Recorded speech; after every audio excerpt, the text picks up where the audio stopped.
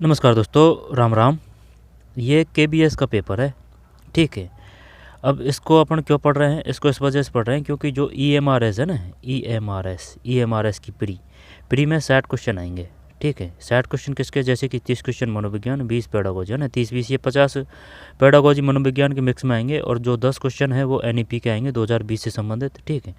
15 question है reasoning है, 15 computer है, ठीक है, और 10 जीके है ना। तो 40 ये 60 ये कुल 100 का आएगा। हिंदी इंग्लिश क्वालिफाई है, ठीक है, उसके लिए काम का है। और वैसे इसमें जो जैसे कि भाई जीन पियाजे ने कौन सा सिद्धांत दिया था, ब्रूनर ने कौन सा सिद्धांत दिया था, सेल्डन ने कौन सा दिया था, है ना। और जैसे कि जो मूर्त अवस्था किसको कहा गया है, ठीक है। औपचारिक में कौन आता है, अनौपचारिक में कौन आता है, ठीक है।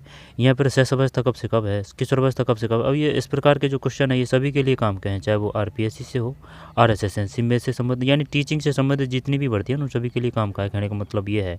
लेकिन अभी फ़िलहाल में जो ईएमआरएस की जो है ना भर्ती, उसके लिए काफ़ी महत्वपूर्ण है क्योंकि इसमें 1/3 है। ये क्वालिफाई करना ज़रूरी है, 1/10 गुना बच्चे पास करेंगे। अगर ये 1/3 क्लियर कर दिया, यानी 1/3 नेगेटिव है, तो उनके लिए ज़रूरी है। तो चलिए, इसमें क्वेश्चन कौन कौन से हैं? इसमें क्वेश्चन जैसे कि 10 हिंदी ग्रामर के हैं, 50 क्वेश्चन है ना, 50-60 के लगभग में वो क्वेश्चन आएंगे मनोविज्ञान, ठीक है, और पेडागोजी से संबंधित कि भाई जो बच्चों को पढ़ाते समय किन चीज़ों का ध्यान रखना है। एकदम बारीकी से शानदार जोरदार क्वेश्चन है। 50-60 वो, 10 हिंदी व्याकरण के, और जो 10 क्वेश्चन है वो एनईपी के आएंगे। और जो 10 क्वेश्चन है, 10 या 5 क्वेश्चन वो कंप्यूटर से संबंधित आएंगे, ठीक है।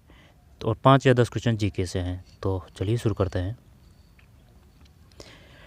तरीका क्या रहेगा? तरीका पहले खुद से करने की कोशिश करेंगे, सही हो जाता है तो ठीक है, नहीं होता है तो ठीक है, फिर बाद में आंसर देखेंगे, ठीक है। एएनएस ऑफिशियल आंसर की से।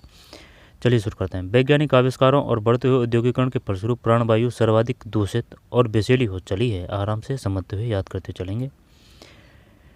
सर्वाधिक दूषित और विषैली हो चली है। बेशुमार धुआं, उगलते कल कारखाने, सड़कों और पेट्रोल और डीजल, ये पढ़ना ज़रूरी होता है क्योंकि जो क्वेश्चन आएंगे ना 5 वो इसी आधार पे आएंगे। अगर हिंदी व्याकरण से संबंधित तो वो तो डायरेक्ट, अगर गद्यांश न भी पढ़ें तो भी वो हो जाएंगे, लेकिन अगर गद्यांश पर आधारित तो गद्यांश पढ़ना ज़रूरी है। सारे पर्यावरण को रुग्ण, विषैला और निर्जीव बना रहा है। कल कारखानों से निकलने वाले कचरे के ढेर नदी नालों, जलाशयों के निर्मल जल को प्रदूषित और जहरीला बना रहे हैं। कचरे के बचे कुचे ढेर से खुली भूमि पर सड़ते हुए जहरीले रसायनों और उनसे निकलने वाली विषैली गैसों से हवा, पानी, मिट्टी प्रदूषित हो रही है। अनवरत दौड़ती हुई बसों, रेलगाड़ियों, मोटर कारों, स्कूटरों का निरंतर बहता और मरता हुआ भारी शोर कल कारखानों के शोर को दोगुना करता हुआ हमें धीरे धीरे बधिर बनाने पर तुला है, ठीक है। यदि इसी गति में हमारे पर्यावरण की स्थिति बद से बदतर होती गई तो मानव जीवन की समस्त आशाएं, संभावनाएं विनष्ट हो जाएगी। और ये सही है भाई, ठीक है, संभावनाएं विनष्ट हो जाएगी। क्योंकि अगर गांवों में तो फिर भी हवा शुद्ध है, लेकिन जहाँ जैसे कि जो ईंट भट्टों का जो ज़्यादातर जो वो उद्योग है ना, गांवों में भी ये जो ईंट भट्टे हैं ना, इनका काफ़ी उद्योग पनप रहे हैं। तो इनकी वजह से भी अब गांव भी इतने नहीं है कि चल भाई शुद्ध हो। लेकिन जैसे कि ये 2-5 गांव हैं और जैसे कि यहाँ 50-60 ईंट भट्टे हैं, तो भाई यहाँ का जो प्रदूषण है वो तो बढ़ेगा ना, ये ईंट भट्टों की वजह से, क्योंकि ये दिन रात तो चलते रहते हैं, धुआं छोड़ते रहते हैं, है ना। तो ये 4-5 गाँवों के ही है, बाकी ये जो 80% गाँव है वो सही है। इसका दुष्परिणाम ये होता है कि जैसे कि जो अगर सुबह सुबह अगर या फिर शाम की अगर आप बाहर रहेंगे ज़्यादातर, तो जो आपका जो जीव है ना उस पर जो काला काला सा है ना, या फिर जो खकार उसमें काला काला सा वो निकलता है ना, तो वो कार्बन ही है, यानी कि वो प्रदूषण का ही प्ररूप है। वो अंदर जाता है, तो फिर वो नुकसानदेही है। जैसे सांस संबंधित बीमारी काफ़ी हो जाती है, फिर जीवन पर्यंत उसका इलाज चलता रहता है,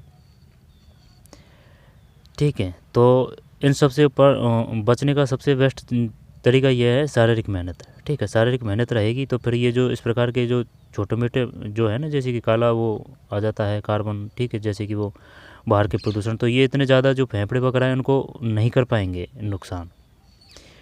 चलिए भाई, मानव की समस्त आशाप्रद संभावनाएं विनष्ट हो जाएगी यदि, मानव की समस्त आशाप्रद संभावनाएं विनष्ट हो जाएगी यदि अधिक सड़कें बनाई, तेज़ मोटर चलाना बंद न किया, पर्यावरण की स्थिति बद से आना, यही है, ठीक है, यही है 3 100 ये जो बंदे ने किया है ये आंसर, ठीक है। अब ऑफिशियल आंसर की में देखते हैं, ये जो कौन सा क्वेश्चन है 103 है, ये 103 है ना, 103 ही है, 103। तो 103 में 3 है। फिर इससे ऊपर के किस प्रकार के थे? निम्न में कौन सा तत्व पर्यावरण को विषैला बना रहा है? उपयुक्त सभी है। 4, 102 में, 102 में 4 है उपयुक्त सभी। उपयुक्त सभी मतलब बड़ी मात्रा में धुआं, उगलते कल कारखाने, डीजल का विषैला धुआं, पेट्रोल में चलने वाली वाहनों का विषैला धुआं, उपयुक्त सभी।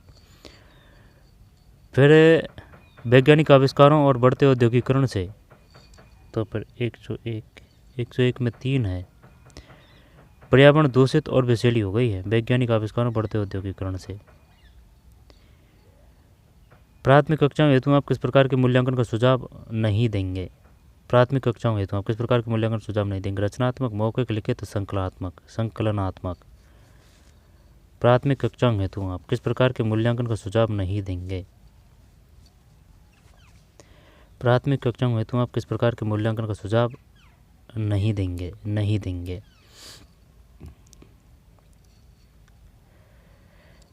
3 में, 103 में, 103 में नहीं है, ये 100 है। 100 में 4 है संकलनात्मक। प्राथमिक कक्षाओं हेतु आप किस प्रकार के मूल्यांकन का सुझाव नहीं देंगे? संकलनात्मक, जो कि रचनात्मक, मौखिक, लिखित। ये इस प्रकार के हैं ना, 2002 शानदार क्वेश्चन मिलेंगे आपको। इनको तो देख चुके हैं अपन। पर्यावरण की अवधारणा में कौन से अनुभव शामिल है? श्रेष्ठतम उत्तर चुनिए। बताइए, अगर आप पे आता है तो बताइए इसमें। ठीक है, बताइए क्या करें आप। इनको हल्के में लेने की भूल कतई ना करें। ठीक है, कौन से अनुभव शामिल है? श्रेष्ठतम उत्तर चुनिए। वांछित अनुभव, नियोजित अनुभव, अनियोजित, अवांछित अनुभव, अनुभव। श्रेष्ठतम उत्तर चुनिए। वांछित, अवांछित, नियोजित, अनियोजित है ना, ये है। पहले किया था तो ये गलत गया है ना। इस प्रकार के क्वेश्चन आएंगे 50-60। आगे चलते हैं। उपयुक्त सभी। फिर नदी, नालों, जलाशयों का निर्मल जल किसके द्वारा विषैला बनाया जा रहा है? पहाड़ों से आते रेतीले पानी से, गांवों की गंदी नालियों से, कल कारखानों से निकलने वाले कचरे के ढेर से, शहरी प्रदूषण से। नदी, नालों, जलाशयों का निर्मल जल किसके द्वारा विषैला बनाया जा रहा है? कल कारखानों निकलने वाले विषैली गैसों से हवा, पानी और मिट्टी प्रदूषित हो रही है। पानी, कचरे के बचे हुए ढेर से, खुली भूमि पर सड़ते हुए जहरीले रसायनों, उनसे निकलने वाली विषैली गैसों से। शहरी प्रदूषण, पहाड़ों से, गांवों की गंदी नालियों से, ये 3। तो फिर 105 में, 105 में 3 है। 3 का मतलब है कल कारखानों से निकलने वाले कचरे के ढेर से। असुर शब्द का पर्यायवाची शब्द नहीं है। असुर शब्द का पर्यायवाची नहीं है। निशाचर है ना, नवचर। रजनीचर यानी कि रात में जो चलते हैं, निशीचर। नवचर मतलब होता है आकाश। तो आकाश में थोड़ी है, क्या ये कर दें? असुर शब्द का पर्यायवाची नहीं है। 3, ये 4 करने की कोशिश करते हैं। 6 में 4 है। 6 में 4 है। ठीक है, नवचर। असुर शब्द का पर्यायवाची नहीं है, नवचर नहीं है। निशाचर है, निशीचर है, रजनीचर है। निशाचर है, निशीचर है, रजनीचर है। असुर शब्द का पर्यायवाची नहीं है। निशाचर हो गया, निशीचर, रजनीचर, नवचर नहीं है। बताइए राक्षस के पर्यायवाची कौन सा है? राक्षस। निशाचर, निशीचर, रजनीचर। आगे चलते हैं। तत्पुरुष समास का उदाहरण है, जैसे कि कर्ता ने कर्म को करण से द्वारा संप्रदान के लिए अपदान से अलग होने कदम अधिकरण में पर भी संबोधन है अरे हो। लेकिन ये बताइए, जो रा, रे, री, का, के की, ये किससे है? ये संबंध तत्पुरुष से है। ये काके की रारेरी संबंध तत्पुरुष। तत्पुरुष समास का उदाहरण है, नील कमल, नीला है जो कमल। ठीक, तो इसमें कौन सा है? नील कमल में चक्कर पड़ता है, एक तो बहुब्री में और एक कर्मधाराय में। ठीक है, तो नीला है कमल, नील कलम समास का उदाहरण है। तत्पुरुष समास का उदाहरण है नील गगन, नीला है गगन। पुस्तकालय, पुस्तक के लिए आलय है ना, ये तो है। जैसे कि संप्रदान है, इसमें पुस्तक के लिए आलय। 3 ही करने की कोशिश करते हैं। ये जो है कौन सा? 7 में 3 है। ठीक है, इस बंदे का भी सही है, पुस्तकालय। निम्नलिखित शब्द युग में तत्सम तद्भव का असंगत युग्म है।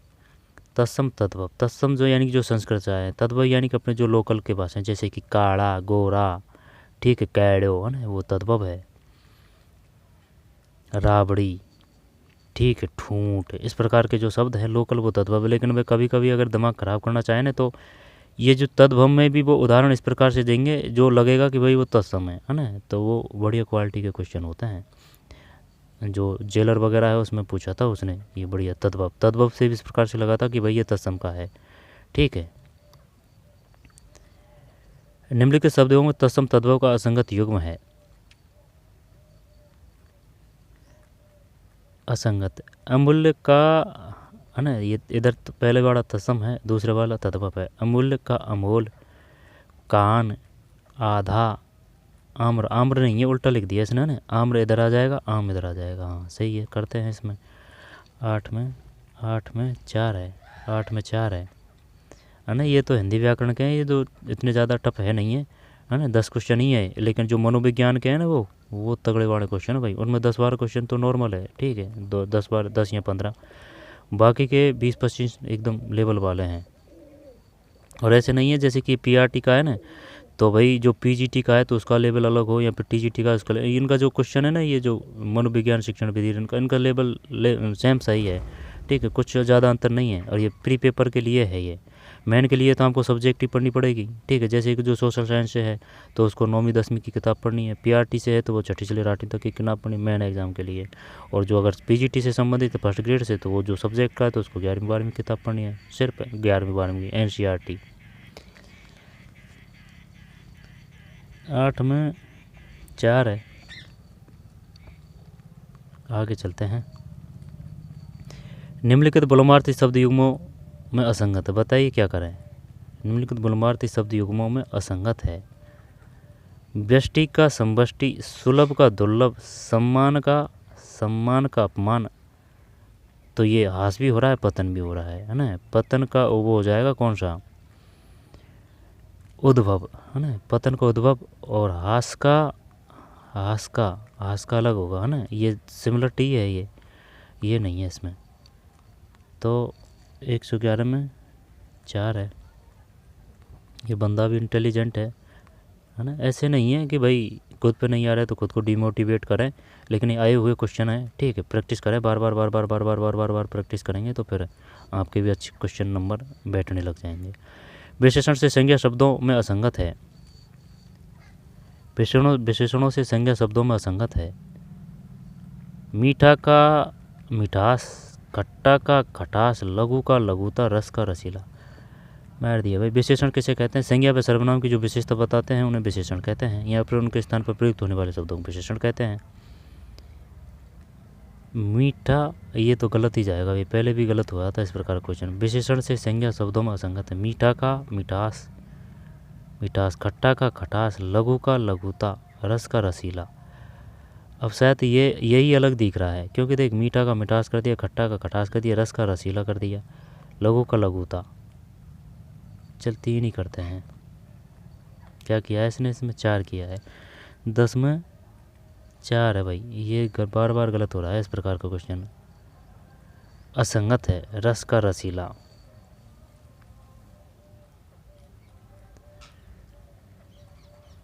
विशेषण से संज्ञा शब्दों में असंगत है। मीठा का मिठास, खट्टा का खटास, लघु का लघुता। तो ये ऐसे क्यों नहीं, ये क्यों है भाई, रस का रसीला है ना, रस का रसीला। मीठा का मिठास, ठीक है भाई, वो गुण बता रहा है ना, तो ठीक है, विशेषण बता रहा है, मिठास, खटास, खट्टा है, लघुता, ठीक है, तो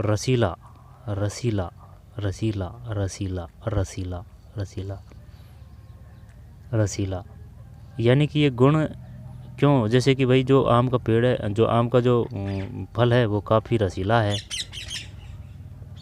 4 है भाई, है ना, समझ में नहीं आई ये बात, ये पढ़ना पड़ेगा विशेषण से संज्ञा शब्दों में। 4 है इसमें। निम्नलिखित में विसर्ग संधि वाला शब्द नहीं है। विसर्ग संधि की पहचान ये आएगी, व्यंजन संधि की ये आएगी, या फिर जो प्लस है ना, उससे पहले व्यंजन शब्द आएगा, ठीक है। यानी कि इस प्रकार का क्वेश्चन आएगा, है ना, कह कह के या फिर उसके हलंत लगेगा क्वेश्चन के। विसर्ग का ये हो गया, व्यंजन का ये हो गया, ठीक है। और जो दीर्घ है, दीर्घ का मतलब है भाई, दीर्घ का मतलब भाई बड़ा आदमी है, बड़ा आदमी का मतलब है तो बड़ी मात्रा आएगी, ओ, है ना, और औ, है ना, इस प्रकार से दीर्घ का। और जो वृद्धि है ना, वृद्धि का मतलब भाई जो वृद्धि की जो मात्रा है ना, ये पहचान है ये संधियों की, जैसी वृद्धि, तो वृद्धि की जो ये मात्रा है ना, ये अपन ने जैसी मात्रा की वृद्धि कर दी इस प्रकार से, ठीक है, ये मात्रा की वृद्धि कर दी है, ठीक है भाई। अब रही बात अयादी की, तो ये आएगी, ठीक है। और अयादी हो गई, दीर्घ होगी, वृद्धि होगी, विसर्ग होगी और व्यंजन होगी। और यण संधि की बात है, यण संधि में ये ध्वनि आएगी, है ना, ये जो प्लस है उसके आसपास की बात कर रहा हूँ मैं, इधर और इधर।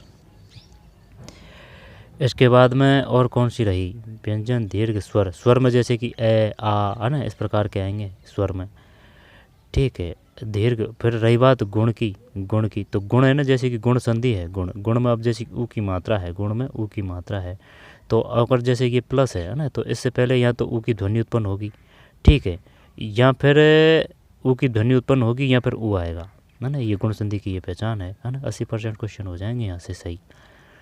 और कौन सी रही है फिर, स्वर संधि, दीर्घ संधि, व्यंजन संधि, विसर्ग संधि, गुण संधि, ठीक है। फिर अयादि संधि, यण संधि, ठीक है। आगे चलते हैं, और कुछ रेडी होगी फिर देख लेंगे। विसर्ग संधि वाला शब्द नहीं है, निसंदेह है, नी प्लस, ठीक है। भास्कर, नम में भी है, नम है प्लस कार, अभी, अब ये तो भूल जा, ठीक है। अब यहाँ तो तू भास्कर कर, अब यहाँ तो अभिषेक कर, अभिषेक, विसर्ग संधि, तो निसंदेह है, भास्कर है, नमस्कार, अभिषेक करें क्या, अभिषेक में कौन सी संधि, अभिषेक। 4 करते हैं भाई, बंदे ने सही किया दिखे है, तो 11 में 4 है, सही है भाई, 11 में 4 है अभिषेक। दांत खट्टे करना मुहावरे का सटीक अर्थ है, बुरी तरह हरा देना, पीछे भगा देना, डटकर मुकाबला करना, पीछे न हटना, बुरी तरह हरा देना। दांत खट्टे करना, ये तो नहीं आएगा, ये नहीं आएगा, और पीछे भगा देना, बुरी तरह दांत खट्टे करना, दांत खट्टे कर दिए। महारानी लक्ष्मीबाई ने अंग्रेज़ों के दांत खट्टे कर दिए। 1 करते हैं, 1 में, ये 12 में 1 ही है। फिर छोटी सी हमारी नदी नामक रचना, ये तो फिर है ना, अब ये हिंदी के आगे इनसे कोई लेना देना है नहीं अपन को, ना। आगे चलते हैं,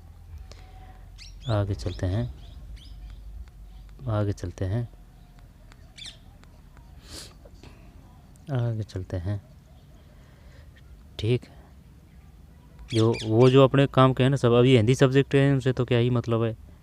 मैथ, इंग्लिश है, फिर ये रीजनिंग है, रीजनिंग प्रैक्टिस करनी पड़ेगी रीजनिंग की खुद से, स्वयं से, ठीक है। इसके बाद में जो कोई क्वेश्चन है बढ़िया वो देख लेंगे। एक प्लास्टिक ऐसे है कि उन्हें सांचे में डाल जाए, लुई पास्चर। और ये कौन सा है, निम्नलिखित बातों पर विचार कर कोड की सहायता से उत्तर का चयन, सूक्ष्म जीवों द्वारा, है ना, ये जनरल साइंस से है। और कुछ प्लास्टिक ऐसे हैं जिनके सांचे में, और विद्युत उपकरण जो पेट्रोल है। निम्नलिखित बातों पर विचार कर कोड की सहायता से उत्तर चयन करें। आंसर देख लेते हैं। 63 में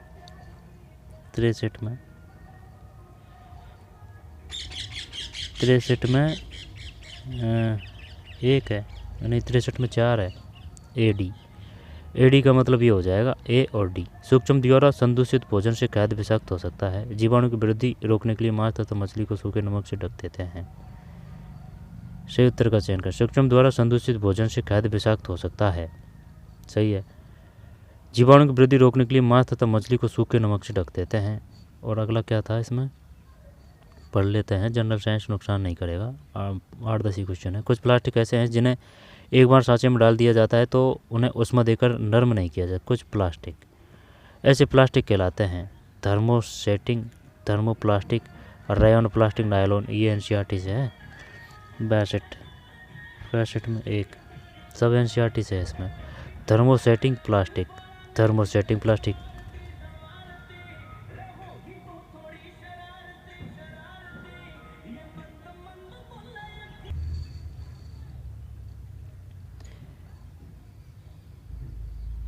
कुछ प्लास्टिक कैसे हैं, तो फिर कौन सा है इसमें? 62 में एक है। एक का मतलब है थर्मोसेटिंग प्लास्टिक। Thermosetting plastic. कुछ प्लास्टिक ऐसे हैं जिन्हें एक बार सांचे में डाल दिया जाता है तो उन्हें उष्मा देकर नर्म नहीं किया जा सकता, ऐसे प्लास्टिक कहलाते हैं थर्मोसेटिंग प्लास्टिक। फिर निम्नलिखित बातों पर विचार करें, कोड की सहायता से उत्तर का चयन। सूक्ष्म द्वारा है ना, तो इसमें ए और डी था। ए डी का मतलब ये है और ये है। सूक्ष्म द्वारा संदूषी भोजन से खाद्य विषाक्त हो सकता है। जीवाणु की वृद्धि रोकने के लिए मांस तथा मछली को सूखे नमक से ढक देते हैं। फिर ये देखना है ना, तो आंसर देख लेते हैं। जो 64 है, 64 में 3 है। बंदे ने सही किया है। ठीक है, ये बंदा एकदम मेहनती है। 64 में 3 का मतलब ये है BCAD। BCA और D। लुईस पास्चर, कडमन की खोज। अलेक्जेंडर फ्लेमिंग, पेनिसिलिन की खोज। एडवर्ड जेनर, चेचक के टीके की खोज। रॉबर्ट सर बेचलिन एंथ्रिस नामक जीवाणु। और ये जो रिस्पॉन्स शीट है, रिस्पॉन्स शीट का मतलब ये है यानी कि जो विद्यार्थी ने जो कुछ किया है ना एग्जाम में, वो वाली बात है ना। ऐसे नहीं है कि इसमें बाद में मॉडिफाई कर दिया जाए या फिर चेंज कर दिया जाए क्वेश्चन, या फिर टिक लगा दिया जाए, है ना। जो ऑफलाइन क्वेश्चन है तो उनमें तो इस प्रकार से हो सकता है। ऑफलाइन जो एग्ज़ाम लगती है कि भाई वो पेपर है, अब उनको अगर देखना है तो उनमें जैसे कि वो ऊपर से जो टिक लगाते हैं ना, तो उनका अपन को पता नहीं चलता है कि भाई कौन सा एग्ज़ाम में किया है, कौन सा बाद में टिक किया है। लेकिन इनमें कोई दोहराया नहीं है। ये जो इस प्रकार के जो क्वेश्चन है ना, ये रिस्पॉन्स शीट है, यानी कि ये एग्जाम में लगी है ना, वो है। लुईस पास्चर, कडमन की खोज। अलेक्जेंडर फ्लेमिंग, तो ये पेनिसिलियन है, फ्लेमिंग। एडवर्ड जेनर, चेचक के टीके की खोज। रॉबर्ट कोच, बेसिलियम एंथ्रेसिस नामक जीवाणु की खोज। लुईस पास्चर, कडमन है। अलेक्जेंडर फ्लेमिंग, पेनिसिलियन की खोज। एडवर्ड जेनर से चेचक, 3 अक्षर इसमें है, 3 अक्षर इसमें है। रॉबर्ट कोच, बेसिलियम एंथ्रेसिस नामक जीवाणुओं की खोज। चल करिए, बताइए। लुईस पास्चर, पेनिसिलिन की खोज। अलेक्जेंडर फ्लेमिंग, नहीं गलत कर दिया। लुईस पास्चर अलेक्जेंडर फ्लेमिंग है ना, ये तो पेनिसिलिन की खोज। लुईस पास्चर, कडमन की खोज, है ना। और जेनर 3 अक्षर है ना, जेनर से चेचक। रॉबर्ट कोच, बेसिलियम एंथ्रेसिस नामक जीवाणु की खोज। क्या था भाई इसमें? 3 का मतलब है BCAD, BCA और D। लुईस पास्चर, कडमन की खोज है लुईस पास्चर। ठीक है, पास्चर है ना, यानी पच गया, कडमन। अलेक्जेंडर फ्लेमिंग, से पेनिसिलियन। जेनर का चेचक। रॉबर्ट कोच, बेसिलियम एंथ्रेसिस नामक जीवाणु की खोज। फिर आगे चलते हैं। जीवित रहने के लिए प्रत्येक जीव को जल की आवश्यकता होती है। बात तो सही है, जल आवश्यक है, कोई नहीं। बीजों का अंकुरण शुष्क स्थिति में नहीं हो सकता, जल आवश्यक है। अब एक तो सही लग रहा है, बीजों का अंकुरण शुष्क स्थिति में नहीं हो सकता, ये भी तो सही है। ए आर दोनों सही, आर एक सही। भाई क्या करता है, सही कर दे क्या इसमें? 2 किया है भाई इसने, है ना, सही नहीं करता। देखते हैं जो 65 है, सही है। 65 में 2 है। ए आर दोनों सही है, परंतु आर एक की सही व्याख्या नहीं करता है। सही तो है, ये दोनों सही कथन तो, लेकिन ये जो लास्ट का है ना, ये इस पे आधारित नहीं है, यानी इसकी व्याख्या नहीं करता है। अंकुरण शुष्क स्थिति में नहीं हो सकता। निम्नलिखित कथनों पर विचार करें, जो नीचे दिए कोड की सहायता से सही उत्तर का चयन करें। तो जब एक किस्म के पौधे किसी स्थान पर नीचे दिए गए कोड की सहायता से सही उत्तर का चयन करें। आंसर देख लेते हैं, टाइम लगेगा। 2 किया है तो 66 में 1 है। 66 में 1 है। 1 का मतलब ये है A और B। जब एक ही किस्म के पौधे किसी स्थान पर बड़े पैमाने पर उगाए जाते हैं तो इसे फसल कहते हैं। जब एक ही किस्म के पौधे किसी स्थान पर बड़े पैमाने पर उगाए जाते हैं तो इसे फसल कहते हैं। गेहूं की फसल करता है कि खेत में उगाए जाने वाले सभी पौधे गेहूं के हैं। जब एक ही किस्म के पौधे किसी स्थान पर बड़े पैमाने पर उगाए जाते हैं तो इसे फसल कहते हैं। ठीक, फसल कैसे? गेहूं की फसल करता है, खेत में उगाए जाने वाले सभी पौधे गेहूं के हैं। सही है। निम्न में कौन सा कथन धमनियों के संबंध में सही है? धमनियों के संबंध में सही है। 67 में 1 है। यह ऑक्सीजन समृद्ध रक्त संचरित करती है। धमनियों से। फिर कल्पना करें कि आप समुद्र किनारे रहते हैं, आप कैसे पता करेंगे कि चक्रवात आ रहा है? लहरों को देख के करेंगे, कम गति वाली समुद्री लहरों को देखकर, तेज हवाओं को महसूस करके, शुष्क मौसम को देखकर। ए और बी कर दें क्या इसमें?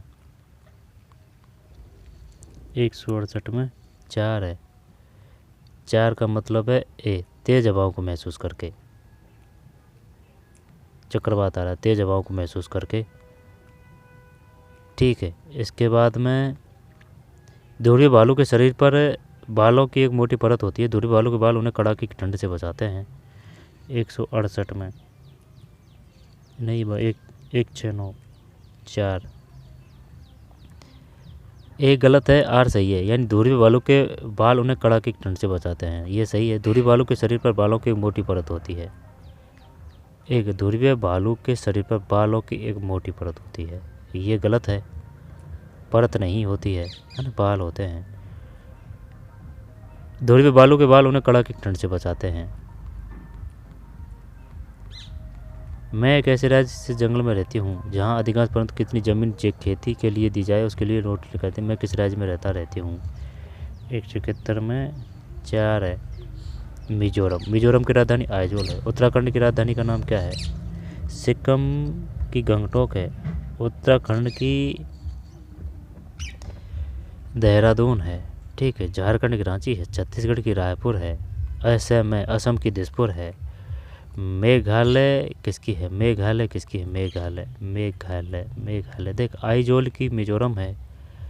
मेघालय की कौन सी है? मेघालय मेघालय मेघालय मेघालय किसकी है? ये ध्यान नहीं आ रहा है। भुवनेश्वर की उड़ीसा है। कर्नाटक की कवारत्ती है। आंध्र प्रदेश की अमरावती। ऐसे आंध्र प्रदेश, ऐसे अमरावती, कैसे कर्नाटक, कैसे कवारत्ती। कल्पना करें कि आप चांद की सतह पर खड़े हैं तो 72 में 2 है, आप पृथ्वी को आंशिक रूप से देख पाएंगे। बीन बजाते देखा होगा। बीन बजाने के लिए सब्जी के सूखे खोल का इस्तेमाल होता है ना। चल छोड़ते हैं, अलग जा रहे हैं, अपने क्वेश्चनों पे चलते हैं। विद्यालय में आस पड़ोस में बच्चों को एक दूसरे की मदद करने का मौका देना चाहिए, सही है। एक दूसरे से बच्चे सहजता से बहुत कुछ सीखते हैं। विद्यालय में आस पड़ोस में बच्चों को एक दूसरे की मदद करने का मौका देना चाहिए, सही है। एक दूसरे से बच्चे सहजता से बहुत कुछ सीखते हैं, क्या दोनों कथन सही कर दें? 76 में 1 है, दोनों सही है। निम्नलिखित कथनों पर विचार करें, सही उत्तर का चयन करें। जो लोग बोल सुन नहीं सकते वे अपनी बातें दूसरों को इशारे से समझाते हैं। जो लोग बोल और सुन नहीं सकते वे दूसरों की बातें हमेशा उनके होठों को देखकर पूरी तरह समझते हैं। सभी की तरह जो बच्चे बोल सुन नहीं सकते उन्हें सरकारी विद्यालय में दाखिला नहीं दिया जा सकता। सबकी तरह जो बच्चे बोल सुन नहीं सकते उन्हें सिर्फ खास तरह के विद्यालयों में नामांकन दिया जाता है। ए और डी, ए और डी। ए करते हैं भाई। 3 77 3 है, ठीक है। जो लोग बोल और सुन नहीं सकते वे अपनी बात दूसरों को इशारों से समझाते हैं। आगे चलते हैं। निम्नलिखित पंक्तियों में किसके बारे में जिक्र किया जा रहा है? अरे छोड़ते हैं इनको, ये अपने काम के नहीं है। फिर आगे चलते हैं, आगे चलते हैं, आगे चलते हैं, आगे चलते हैं। गद्यांश। चलिए भाई, ये अलग पेपर आ चुका है, अब इसको देखते हैं। ये जो हिंदी व्याकरण के हैं 10 क्वेश्चन, ठीक है। फिर आएंगे वो।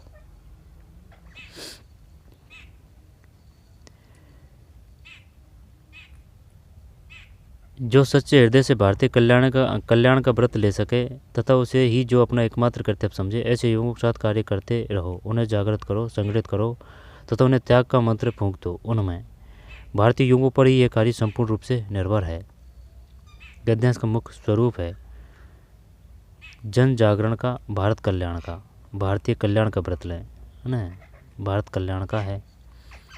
तो ये जो 11 है 100, ये अगला क्वेश्चन है ना, अगला पेपर है ये। पहले आंसर की देख लेता हूँ मैं 1 मिनट, ठीक है। जो सच्चे हृदय से भारतीय कल्याण का व्रत ले सके, तो गद्यांश का मुख्य स्वर है तो भारत का कल्याण है। इसके बाद में किस तरह के युवकों की आवश्यकता है जो भारत के उत्थान के लिए प्रतिबद्ध है। ठीक है, प्रतिबद्ध है। ये 12वां क्वेश्चन है। 12वां क्वेश्चन मतलब 3 है। भारत के उत्थान के लिए प्रतिबद्ध है। भारतीय कल्याण के लिए आवश्यक है। भारत के कल्याण के लिए आवश्यक है युवाओं को शिक्षित से जागृत करना, युवाओं को संगठित सक्षम बनाना, युवाओं को सक्षम जागृत बनाना, युवाओं को जागृत और संगठित करना। गद्यांश के हिसाब से देना है भाई। उन्हें जागृत करो, संगठित करो, जागृत करो, संगठित करो, जागृत करो, संगठित करना। एक है। फिर 13 में एक है। भारतीय कल्याण एक महत्वपूर्ण अवयव है। शिक्षित होना, तर्क करना, भावप्रवण होना, त्याग करना। आंसर देखते हैं इसमें 14 में 4 है, त्याग करना। फिर संगठित शब्द में प्रत्यय है। बताइए संगठित शब्द में प्रत्यय है। संगठित शब्द में प्रत्यय है संगठित। संगठित है ना, बोल के देखिए कौन सी ध्वनि उत्पन्न हो रही। संगठित, संगठित, संगठित, संगठित। तो ठित और ये तो ठत तो आएगा नहीं। संगठित तो मात्रा लग रही है, तो इसका मतलब ई तो अगर बड़ी मात्रा आती ना तो फिर करते, तो क्या संगठित कर दें 2। ये जो 15 है उसमें 15 है, उसमें 2 है। ठीक, संगठित, संगठित। ठीक है, ये है संगठित। तत्सम तद्भव का संगत मेल है, तो तद्भव कार्य तो वो आ जाएगा तत्सम। उल्टा लिख दिया इसने। गांठ, ग्रंथि, काष्ठ, काठ, गेहूँ, गोधूम, बाकी सब सही है ना, यही है ऊपर का। उल्टा लग दिया, काम इधर आ जाएगा, तद्भव कार्य तत्सम है। तो 16 में एक है। 16 में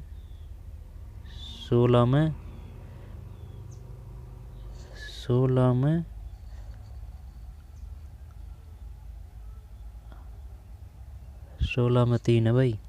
16 में 3 का मतलब है काष्ठ, काठ। ये तो कुछ पल्ले नहीं पड़ी बात। 16 में 3 संगत मेल है। तत्सम और तद्भव, तो तत्सम और तद्भव, तो जैसे कि ये तो तत्सम हो गया, संगत मेल है। ये काष्ठ हो गया और ये काठ हो गया। सही है। ग्रंथि नहीं, कार्य नहीं है, और गोधूम। सही सही सही, ध्यान नहीं दिया पढ़ने में। 3 है। भवरा का पर्यायवाची शब्द नहीं है। भवरा का निशिचर अली तो है, अली भोरा, मधुप, फिर मली है, मधुप है। अब निशिचर ये शायद ये नहीं लग रहा है, मिलिंद। तो करने की कोशिश करते हैं। 1/3 है नेगेटिव भाई। 17, जो 17 है उसमें 2 है निशिचर, और जो 16 है, 16 में 3 है काष्ठ, काठ, काष्ठ, काठ। ठीक, निशिचर 17 में 2। मिलिंद है, अली है, मधुप है। मिलिंद है, अली है, मधुप है। आगे चलते हैं। भानुदय का संधि विच्छेद होगा, भानुदय का, तो फिर 3 करते हैं 18 में। भानुदय का संधि 18 में 3 है। 18 में 4 है भाई, है ना। भानुदय, भानु प्लस भानुदय संधि विच्छेद होगा, भानु प्लस उदय, भानुदय, भानुदय, भानुदय, भानुदय। अब करेंगे, खुद से करेंगे। अज्ञ का वो टाइम लगता है ना। अज्ञ का विलोम शब्द है। अज्ञ का, अज्ञ का, अज्ञ का, अज्ञ का विज्ञ है 3। 19 में 3 है अज्ञ का विज्ञ। फिर माँ के लिए भोजन परोस दीजिए, है ना, तो ये आ जाएगा माँ के लिए भोजन परोस दीजिए, संप्रदान है। ठीक, 3। 20 में 3 है। फिर अब किस प्रकार के क्वेश्चन है। Water hero share your story प्रतियोगिता के संबंध कथनों पर विचार कीजिए। फिर साहित्य अकादमी, ये नहीं आएगा। फिर उदयमान और युवा प्रतिभा को पहचान, उन्हें विकसित करना। Out identification and nature of vending and young talent श्रेणी के अंतर्गत नहीं आएगा। अगस्त नहीं आएगा। फिर किस दशक को संयुक्त राष्ट्र सतत विकास के लिए महासागर विज्ञान दशक you and decade of ocean science for sustainable development घोषित किया है। भोजन के पाचन लार की क्या भूमिका है। 26 में 2 है। यह स्टार्च और शर्करा में तोड़ता है। वर्ष 18 प्रथम वाटरलू युद्ध में किस नेता की पराजय हुई थी। Waterloo, Napoleon Bonaparte. वाटरलू 27 में 3 है नेपोलियन बोनापार्ट। भारत के संविधान के भाग के 3 के अंतर्गत एक वाद योग्य अधिकार के रूप में किसकी गारंटी नहीं दी गई है?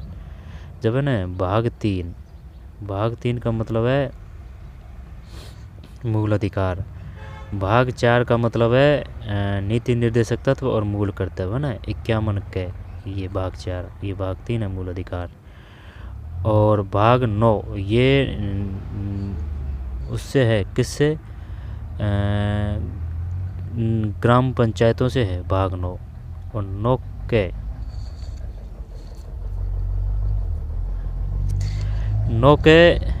है शायद 9 के है ना, 9 के ये ग्राम पंचायतों से है। और जो सिर्फ 9 है ना, नहीं गलत बता रहे हैं यार, जैसे कि उल्टा हो रहा है इसमें। 9 जो अनुच्छेद 9 है वो ग्राम पंचायत से है, 9 जो क है वो किससे है? 1 मिनट रुकिए,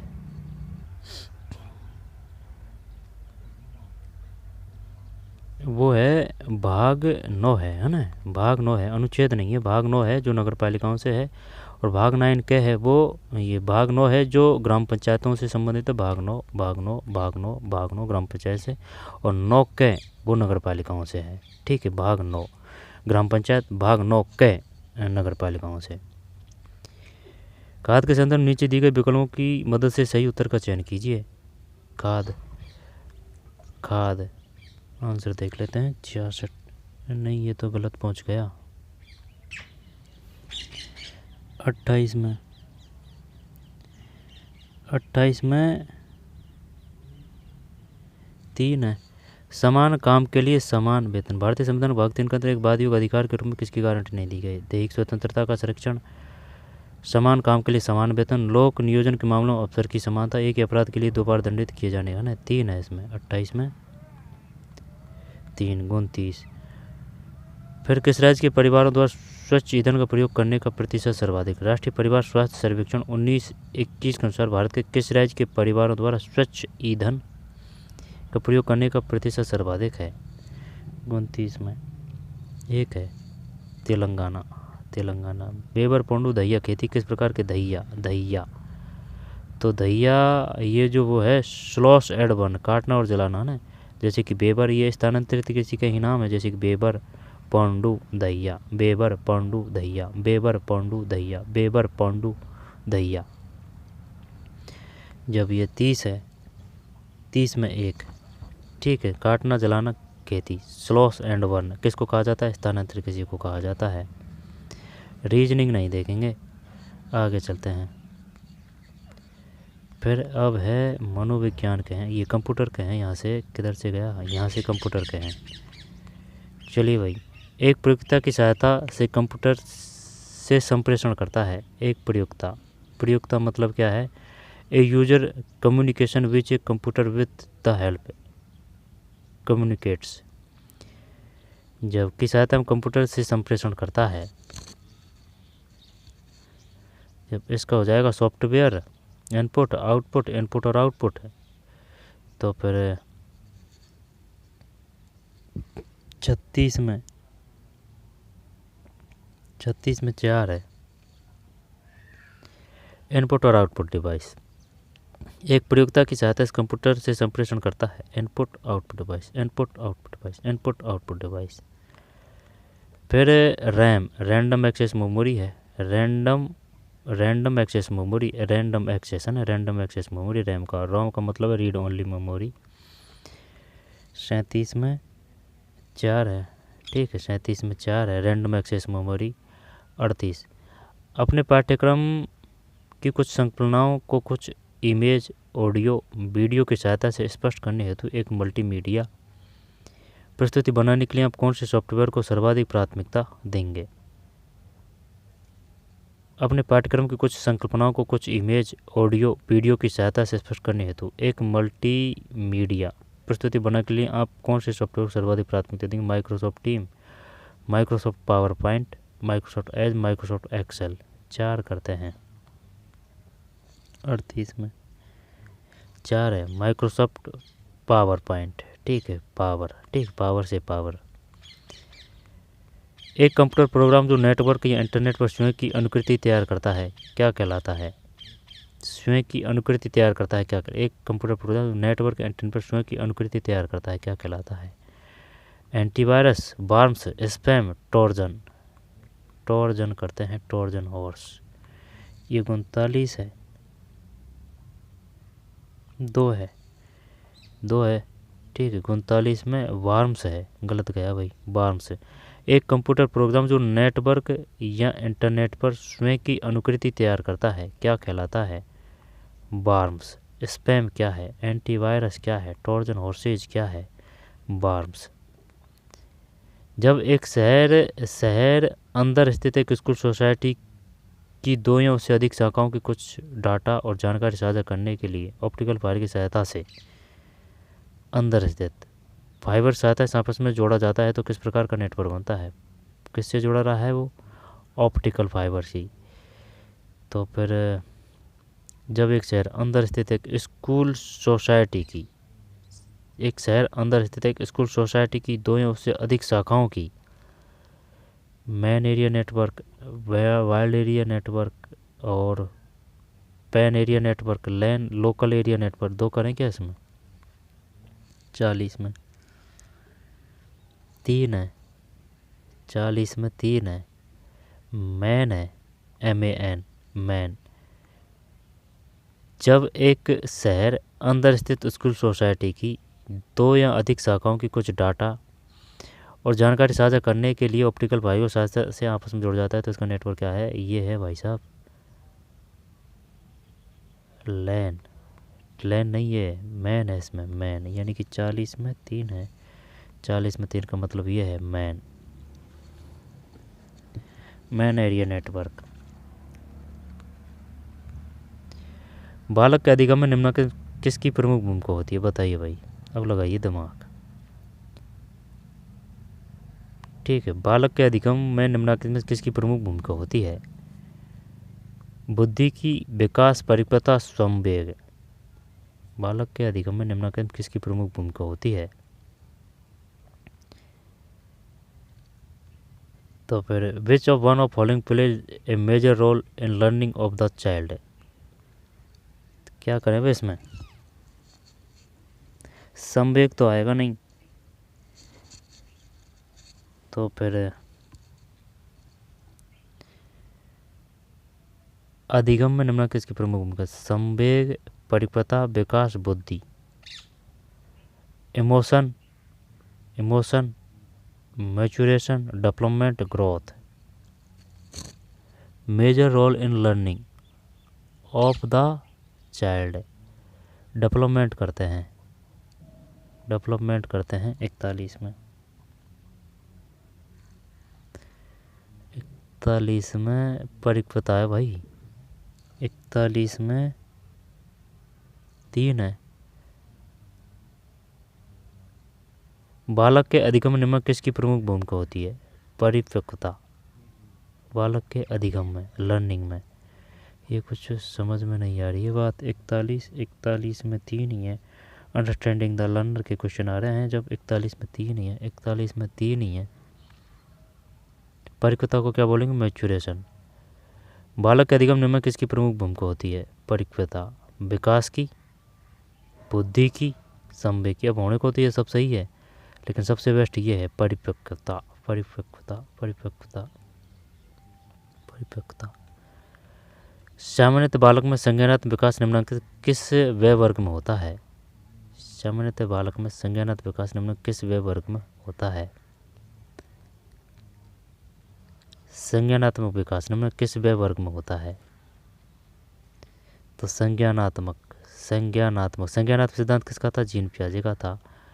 ब्रूनर का सिद्धांत कौन सा था? ब्रूनर का। क्रिया प्रसूत का स्किनर का है।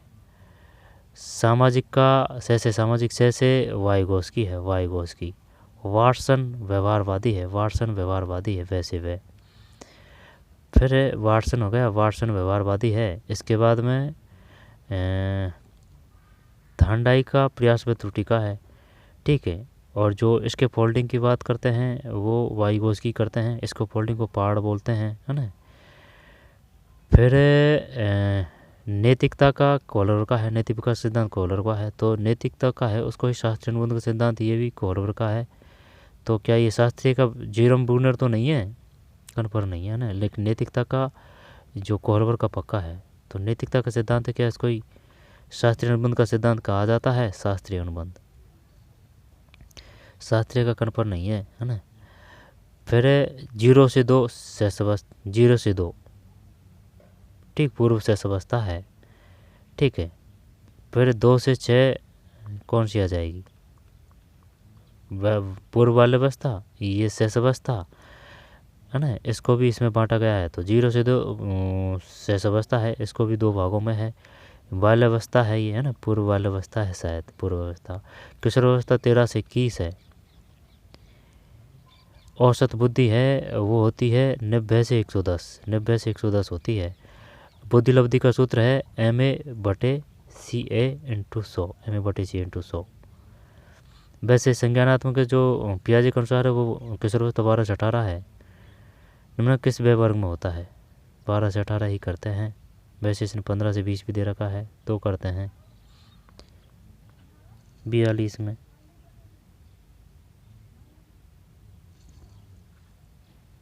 गलत, गलत भाई गलत, गलत का मतलब गलत ये है। संज्ञानात्मक विकास निम्न किस व्यय वर्ग में होता है, 6 से 12 वर्ष, 6 से 12 वर्ष माना है भाई इसमें। 43 बालक के विकास का चिंतन पक्ष निम्नलिखित में किसके अंतर्गत आता है, चिंतन पक्ष निम्नलिखित में से किसके अंतर्गत आता है। शारीरिक क्षेत्र बिल्कुल नहीं भाई, चिंतन है तो ये संज्ञान ज्ञान है ना, तो यही करते हैं और सब हटा देते हैं। 2 है, इसे 2 ही होना चाहिए भाई, ये तो सही हो। 43 में 2, ये तो सही है। चेहरे के हाव भाव पर शरीर की अनुक्रिया निम्न किसके अंतर्गत सम्मिलित होगा, चेहरे के हाव भाव पर शरीर की अनुक्रिया निम्नलिखित में किसके अंतर्गत सम्मिलित होगा। संज्ञानात्मक क्षेत्र, शारीरिक क्षेत्र, संप्रेषण क्षेत्र, सामाजिक संवेगात्मक क्षेत्र। चेहरे के हाव भाव पर शरीर की अनुक्रिया निम्न किसके अंतर्गत सम्मिलित होगा।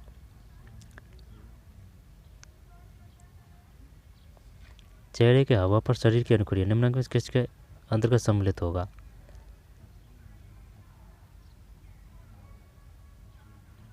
एक मिनट रुक। चेहरे के हाव भाव पर शरीर की अनुक्रिया निम्न किसके अंतर्गत, तो ये संप्रेषण आ जाएगा ना। हाव भाव, हाव भाव, हाव भाव, हाव भाव संप्रेषण क्षेत्र करते हैं। सामाजिक संवेगात्मक संप्रेषण करते हैं। जो 44 है गलत है यार।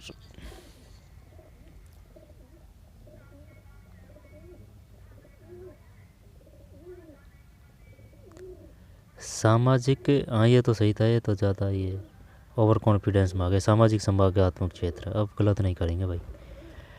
किशोरों में निम्नलिखित में क्या प्रबल आवश्यकता है, किशोरों में निम्नलिखित क्या प्रबल आवश्यकता है। शारीरिक आवश्यकता, सामाजिक संवेगात्मक आवश्यकता, आत्मीयता, अनुशासन। 2 करते हैं, सही होना चाहिए। तो 45 में 2 सही है। इन दिनों सामान्यतः स्कूलों में किशोर युवकों में से किस प्रकार की असामान्यता देखने को मिलती है। हिंसक व्यवहार, अल्प भोजन ग्रहण करने का लक्षण, असमय भोजन ग्रहण, अग्रज के प्रति निराधार का भाव। स्कूलों में किशोर युवकों में किस प्रकार की असामान्यता देखने को मिलती है।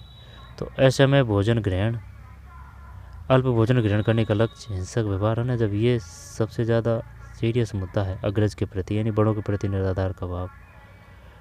46 में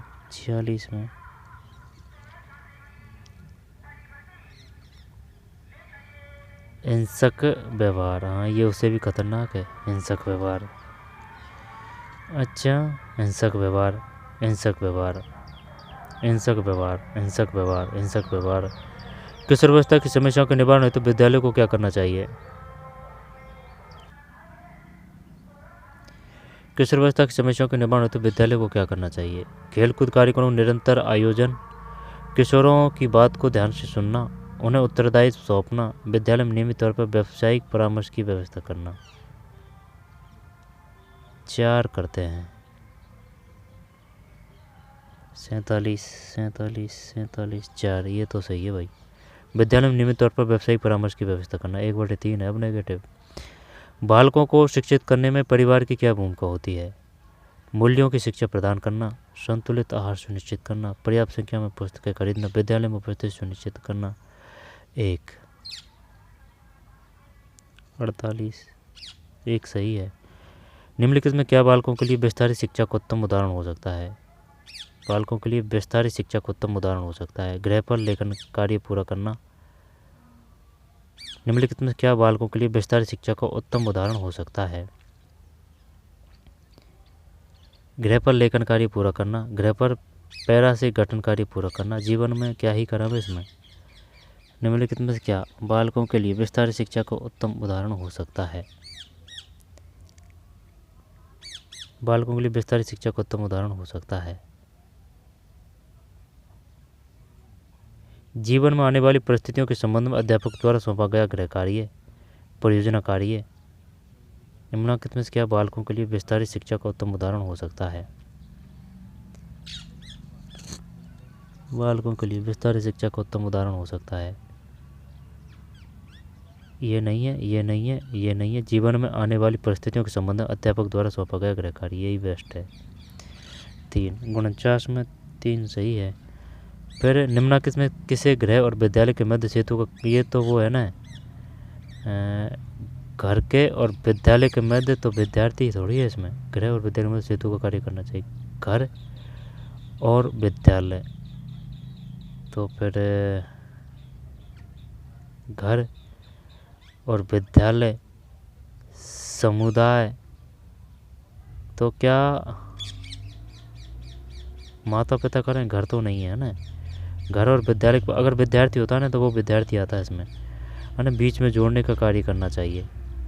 तो क्या समुदाय करें या फिर माता पिता करें? समुदाय। घर और विद्यालय, घर और विद्यालय सेतु का कार्य करना चाहिए। माता पिता या समुदाय? माता पिता या समुदाय? समुदाय करते हैं। 50 में गलत गया ना, 4 ही है, माता पिता ही है। माता पिता। निम्नलिखित में किस कारणवश केवल विद्यालय को ही अधिगम केंद्र माना जाता है? बताइए भाई, निम्नलिखित में किस कारणवश केवल विद्यालय को ही अधिगम केंद्र माना जाता है? सभी योग्य अध्यापक उपलब्ध होते हैं, अधिगम के लिए संसाधन उपलब्ध होते हैं, विद्यालय में वित्तीय संसाधन उपलब्ध कराए जाते हैं, अपेक्षित अधिगम एवं सामाजिकरण के मापदंड केवल विद्यालय में ही उपलब्ध होते हैं। कारणवश केवल विद्यालय को ही अधिगम केंद्र माना जाता है, को ही, विद्यालय में ही। 4 करते हैं। 51 4 है, ठीक है। केवल विद्यालय को ही अधिगम केंद्र माना जाता है, अपेक्षित अधिगम एवं सामाजिकरण के मापदंड केवल विद्यालय में ही उपलब्ध होते हैं। समझ में नहीं है, दोबारा देख। अपेक्षित अधिगम सामाजिकरण के मापदंड केवल विद्यालय में ही उपलब्ध होते हैं। निम्न में से क्या विकासात्मक कार्य की अभिलाक्षणिक विशेषता है? अभिलाक्षणिक विकासात्मक कार्य की उपयुक्त आयु में मनोप्रेरक कौशल का अर्जन। अभिलाक्षणिक, बालक के बढ़ने पर उनमें मूल्यों का विकास कार्य की अभिलाक्षणिक। विद्यालय में अधिगम के स्तर में वृद्धि, सामाजिकरण का स्तर बढ़ता है।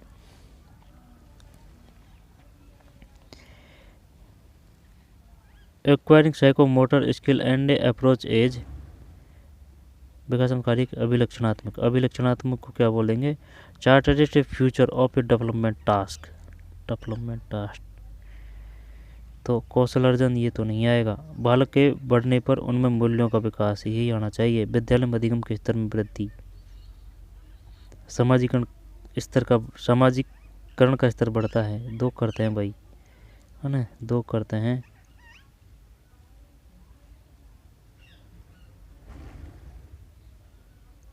है ना, क्या है दिखाने? 52 में 2 ही है भाई, ठीक है, 2 ही है। 2 ही का मतलब बालक के बढ़ने पर उनमें मूल्यों का विकास। फिर बालक की लंबाई, उसके वजन में वृद्धि। निम्नलिखित किसके अधीन आती है? बालक की लंबाई और उसके वजन वृद्धि में किसके अधीन? जब वजन है तो ये तो ग्रोथ है, शारीरिक है, इसमें कोई दिक्कत नहीं है।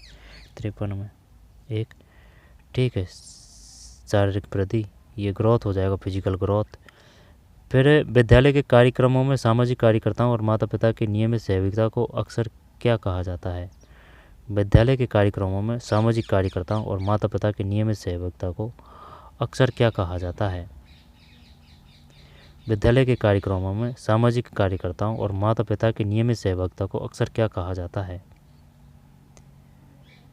परिवार, विद्यार्थी सशक्तता, सामाजिक संबंध, गृह विद्यालय। दोबारा से पढ़ते हैं, 2.5 घंटे का टाइम मिलेगा, 100 क्वेश्चन है। विद्यालय के कार्यक्रमों में सामाजिक कार्यकर्ताओं और माता पिता की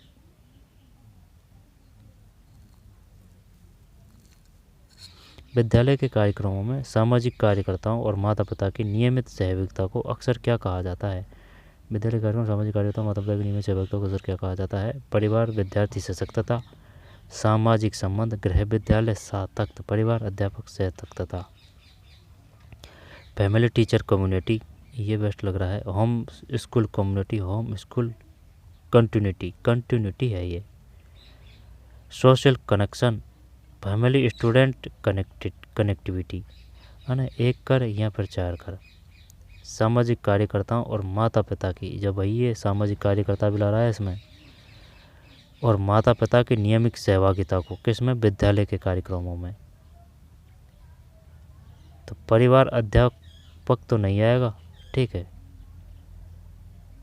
गृह विद्यालय ये भी नहीं आएगा, सामाजिक कार्यकर्ता भी तो आ रहा है ना, और माता पिता की। परिवार, विद्यार्थी सशक्तता, क्या ये सामाजिक संबंध कर दें? सामाजिक कार्यकर्ताओं और माता पिता की। चल 2 करते हैं। ले बजरंग बली का नाम 54 में, तो ले डूबो भाई, गलत गया। 54 में 3 है, 54 में 3 गृह विद्यालय, ये तो सही था बात तो, है ना, इसमें कोई दोहराया नहीं था, लेकिन ये था ना, ये सामाजिक कार्यकर्ताओं, इसने दिमाग ला दिया। सामाजिक कार्यकर्ता, माता पिता में तो फिर कोई नहीं था। विद्यालय, गृह विद्यालय, सातत्य, होम स्कूल कंटिन्यूटी। अपन तो नहीं करते भाई ये क्वेश्चन, क्योंकि अपन तो यहाँ तो 1 करते या फिर ये 2 4 करते। Teacher connectivity, family student connectivity, home school continuity, 3 है भाई, गलत गया क्वेश्चन। 54 में 3। सामान्यतः निम्नलिखित में कल्पना शक्ति उच्च होती है। कल्पना तो किशोर है। दिव्य सपने देखते हैं वो दिव्या सपने, 55 में 2, ये तो सही है, किशोर, एडोसेंस। थार्नडाइक के अनुसार अधिगम में सकारात्मक पुनर्बलन है ना, तो पुनर्बलन का सिद्धांत किसने दिया है? हेल ने दिया है, ठीक। पुनर्बलन हल है। शेल्डन शारीरिक है, और जो फ्रोबेल है, फ्रोबेल की कौन सी है? किंडरगार्टन, फ्रोबेल की किंडरगार्टन है। इसके बाद में जो है ना, कौन सा? फ्रोबेल किंडरगार्टन है। मारिया मोंटेसरी की कौन सी है? मारिया मोंटेसरी की। पुनर्बलन कहाँ गया है? युंग का, जुंग है ना, जो युंग का सिद्धांत कौन सा है? युंग। और जैसे कि आलपोर्ट है ना, ये ऐसे कर रखा है भाई, आलपोर्ट है ना, तो भाई ये ऑल पल्टी कर रहे हैं ना, तो यानी कि ये बदलने की ज़्यादातर बात करते हैं, ऑल पोर्ट। और ये जो युंग है, युंग यानी कि भाई ये जुंग दे रहे हैं। जुंग मतलब भाई ये बात बढ़िया कहते हैं, है ना, यानी कि फेंक रहे हैं, ऐसे याद कर रखा है, लेकिन ये बात यानी कि अच्छी है ना, ऐसे याद कर रखा है। तो युंग जुंग से, और आलपोर्ट ऑल पल्टी कर रहा है ना, ऑलपोर्ट। थॉर्नडाइक के अनुसार अधिगम सकारात्मक पुनर्बलन हल्का है का सिद्धांत क्या कहलाता है? प्रभाव का नियम, प्रयत्न और पुनर्बलन हल है ना। तत्परता का नियम वो थॉर्नडाइक का ही है। अभ्यास का नियम, प्रभाव का नियम, प्रयत्न और त्रुटि का, ये तो थॉर्नडाइक का है। तो थॉर्नडाइक का, प्रभाव का, तत्परता का, यार ये होने को तो सभी थॉर्नडाइक हैं। सकारात्मक पुनर्बलन का सिद्धांत क्या कहलाता है? पुनर्बलन। सकारात्मक पुनर्बलन का सिद्धांत, प्रभाव नियम, प्रयत्न और त्रुटि नियम, तत्परता नियम, अभ्यास नियम तो करते हैं। 56 गलत है भाई, 1 है। थार्नडाइक के अनुसार अधिगम में सकारात्मक पुनर्बलन का सिद्धांत क्या कहलाता है? प्रभाव नियम। प्रभाव नियम। The principle of positive reinforcement in learning maintains by a Thorndike as. Reinforcement, प्रभाव नियम। Law of effect. सकारात्मक पुनर्बलन का सिद्धांत क्या कहलाता है? प्रभाव नियम है, प्रभाव। निम्नलिखित में से क्या अधिगम का सिद्धांत है? निम्नलिखित में से क्या अधिगम का सिद्धांत है? तो अधिगम का सिद्धांत है अभिरुचि, अभिप्रेरण, अभिवृत्ति। निम्नलिखित में क्या अधिगम का सिद्धांत है? निम्न में क्या अधिगम का सिद्धांत है? निम्नलिखित में से क्या अधिगम का सिद्धांत है?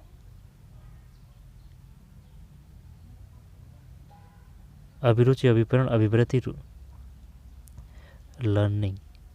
लर्निंग तो फिर attitude, attitude, aptitude, motivation, interest. Interest, अभिरुचि, अभिरुचि का मतलब है एप्टीट्यूड, मोटिवेशन, फिर एटीट्यूड, है ना। अब रही बात इंटरेस्ट, इंटरेस्ट, इंटरेस्ट, इंटरेस्ट। चलिए यही करते हैं। जैसे कि भाई घोड़ा है, घोड़ा है तो आप उसको ज़बरदस्ती पानी पिला थोड़ी सकते हैं। आप ले जा सकते हो उसको पानी के जो स्थल है, जैसे तालाब पे ले जा सकते हो, लेकिन ज़बरदस्ती उसको पिला तो नहीं सकते ना। रुचि करने की कोशिश करते हैं। भाई ये अगर मैल लेता है तो लगता तो 57 में 2। मोटिवेशन है, मोटिवेशन है। निम्न में क्या अधिगम का सिद्धांत है? मोटिवेशन, अभिप्रेरण, अभिप्रेरण, मोटिवेशन है, गलत गया। रचनात्मक अधिगम का मूल सिद्धांत है अधिगम करता पूर्व अधिगम की नींव के आधार पर नया ज्ञान निर्मित करता है। रचनात्मक तो यही है 2। 58 में 2 सही है। अरे ये तो बड़ा था और ये अलग ही दिख रहा था क्वेश्चन इस वजह से। अधिगम करता पूर्व अधिगम की नींव के आधार पर नया ज्ञान निर्मित करता है। अभ्यास से व्यक्ति में पूर्णता आती है, यह कथन निम्न किसके लिए उपयुक्त है? अभ्यास में व्यक्ति में पूर्णता आती है। इंग्लिश देख ले। Practice make man a perfect is apt for, तो किसके लिए उपयुक्त है? तत्परता का नियम, अभ्यास का नियम। अभ्यास से व्यक्ति में पूर्णता आती है, अभिप्रेरण का प्रभाव का। अभ्यास, ये तो अभ्यास का ही करते हैं पढ़ते, इसमें देख लेंगे। 59 में 2 है, ठीक है। अभ्यास का नियम है। कक्षा में प्रतिपुष्टि की क्या सार्थकता है? कि हाँ बेटा सही बता रहे हो आप, बताइए। तो बालकों के अधिगम स्तर के बारे में अभिभावकों को सूचित करना, यह प्रशासनिक अपेक्षा का अंश है। आत्मनिरीक्षण और अग्रतर सुधार की गुंजाइश, विद्यालय के अनुदान को स्वीकृत करना। 3 सेट 3 है। कक्षा में प्रतिपुष्टि, आत्मनिरीक्षण और अग्रतर सुधार की गुंजाइश। फिर निर्माणात्मक मूल्यांकन क्या है? निर्माणात्मक, इंग्लिश देख ले। वाच ए फॉर्मेटिव असेसमेंट, फॉर्मेटिव और असेसमेटिव। सम्मेटिव तो वो वार्षिक जो परीक्षा होती है उसको बोलते हैं सम्मेटिव। सम्मेटिव तो अगर सम्मेटिव वार्षिक को बोलते हैं तो फॉर्मेटिव। फॉर्मेटिव मतलब निर्माणात्मक मूल्यांकन क्या है? शैक्षणिक सत्र के अंत में, ये तो नहीं आएगा, ये तो सम्मेटिव आ जाएगा। कागज पेंसिल परीक्षण, नियमित और शाब्दिक आधार पर मूल्यांकन, बहुविकल्पीय प्रश्न। शाब्दिक आधार पर मूल्यांकन 3 करें क्या इसमें? एक सेट में 3 सही है भाई, ठीक। निर्माणात्मक मूल्यांकन क्या है? नियमित और शाब्दिक आधार पर मूल्यांकन। निर्माणात्मक मूल्यांकन, नियमित और शाब्दिक आधार पर मूल्यांकन। फिर आईसीटी कक्षा में संचार और सूचना प्रौद्योगिकी के उपकरण अध्यापक को प्रस्तावित कर सकते हैं, अध्यापक के लिए अनुपूरक हो सकते हैं, बालक के लिए खतरा हो सकते हैं, सर्वोत्तम अध्यापन और अधिगम उपकरण हो सकते हैं। Can we best teaching and learning aids, can we threat children, can supplement to teacher, can replace the teacher. नहीं, रिप्लेस नहीं कर सकते है ना, टीचर की जगह नहीं ले सकते आईसीटी है ना, तो ये तो बिल्कुल नहीं है, ये भी बिल्कुल नहीं है। Can supplement to teacher, can be best teaching and learning aids, 4 कर देते हैं भैया ना। 62 में मैं कह रहा था, मैंने कि मान जा नहीं माना। 62 में 2 है। वही जो टीचर है अब वो पढ़ा रहा है, ठीक है, अब वो पढ़ा रहा है ना, तो जैसे कि कोई टीचिंग विधि है या फिर जो टीचिंग एड है, वो कुछ मैप वगैरह लेके आया है, या फिर ग्लोब लेके आ रहा है, तो भाई जो वो लेके आया तो वो जो जगह है उनको वो उसी तरीके से तो व्याख्या कर सकता है, सही तरीके से समझा सकता है। ये थोड़ी है कि जैसे कि वो ग्लोब है, ठीक है, जो ग्लोब है तो वो टीचर की जगह ले लेगा, नहीं ले सकता। तो इसका मतलब तो ये होगा कि भाई ये जो टीचिंग एड है ये है, तो यही अधिकरण उपकरण हो सकते हैं सर्वोत्तम। तो इसका मतलब तो ये टीचर की अपेक्षा कर रहा है। ये बैठता ही आ गया था दिमाग में, मैंने किया यार ये बढ़िया सा लग रहा है, कर दे। तो है इसमें। कक्षा में शिक्षण सामग्री का क्या महत्व है? इससे उत्सुकता बढ़ती है, इससे एकाकीपन समाप्त होती है, यह प्रशासनिक अपेक्षा है, इससे अधिगम में वृद्धि होती है। कक्षा शिक्षण में सामग्री का क्या महत्व है? कक्षा शिक्षण में सामग्री का क्या महत्व है? इससे उत्सुकता बढ़ती है, इससे उत्सुकता बढ़ती है। शिक्षण सामग्री का क्या महत्व? उत्सुकता बढ़ती है, इससे एकाकीपन समाप्त होती है, यह प्रशासनिक अपेक्षा है, इससे अधिगम में वृद्धि होती है। तो यही करते हैं। अब होने को तो ये सब सही है ना। उत्सुकता भी बढ़ती है, एकाकीपन भी समाप्त होता है ना। जैसे कि बोर हो रहे हैं तो फिर अगर कोई टीचिंग मॉडल वगैरह बता दिया तो फिर अपन एक्टिव हो जाते हैं ना। यानी कुछ तो फर्क होता है। लर्निंग करते हैं भैया, फिर 4 करते हैं। 63 में 4 है, ठीक है, 63 में 4 है। दक्षता आधारित अध्यापन मूलतः होता है, दक्षता आधारित competency based teaching basically is competency based teaching basically is. तो बेसिकली तो दक्षता आधारित, अधिगमकर्ता केंद्रित, अध्यापक केंद्रित, पाठ्यचर्या केंद्रित, क्रियाकलाप केंद्रित, दक्षता आधारित अध्यापन।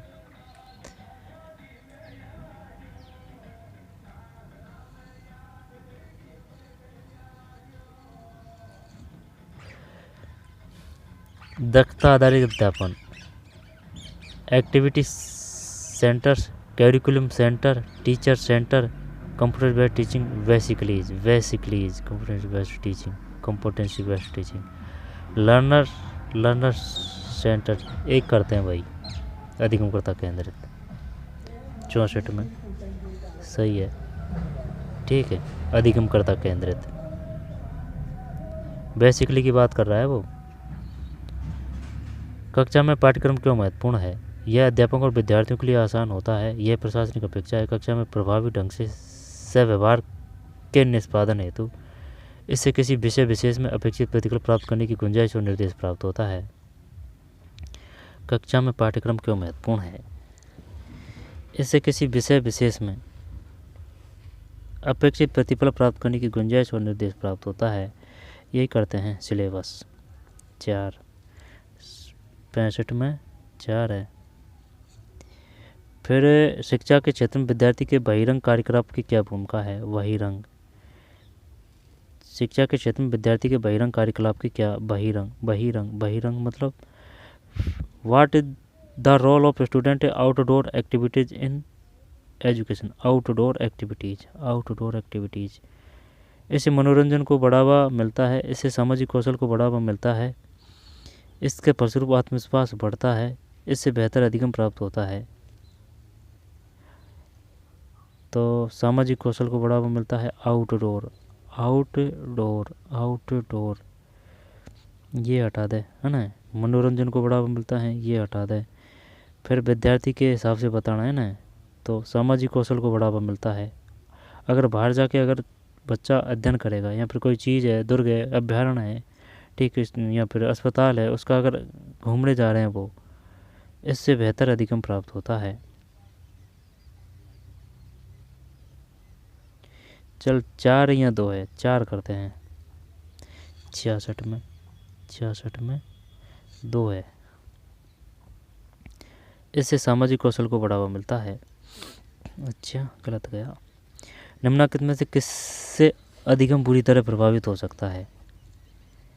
शोरयुक्त परिवेश, बुरी सामाजिक संगति,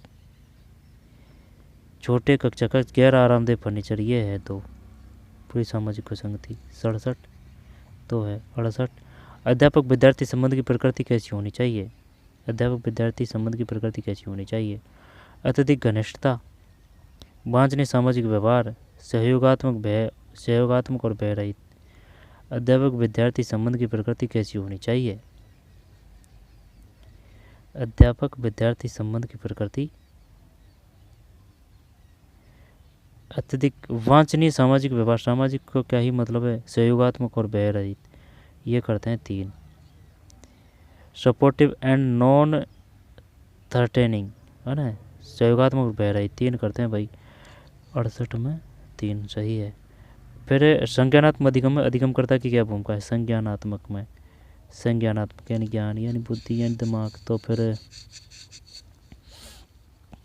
सक्रिय आएगा। 69 में 4 है। व्यवहारपरक अधिगम का क्या दोष है? व्यवहारपरक अधिगम का क्या दोष है? व्यवहारपरक अधिगम का क्या दोष है? इससे अधिगम में वृद्धि होगी। इसमें केवल बाहरी व्यवहार पर ही ध्यान केंद्रित किया जाता है। व्यवहारपरक अधिगम का क्या दोष है? इसमें गहन बुद्धि पर ध्यान केंद्रित किया जाता है। अधिगम को गंभीरता से नहीं लेंगे। व्हाट इज ए डेमोन्स्ट्रेटिव व्यवहारिस्ट लर्निंग? व्यवहारपरक अधिगम का क्या दोष है? इससे अधिगम में वृद्धि होगी। इसमें गहन बुद्धि पर ध्यान केंद्रित किया जाता है। अधिगमकर्ता अधिगम को गंभीरता से नहीं लेंगे। इसमें केवल बाहरी व्यवहार पर ही ध्यान केंद्रित किया जाता है।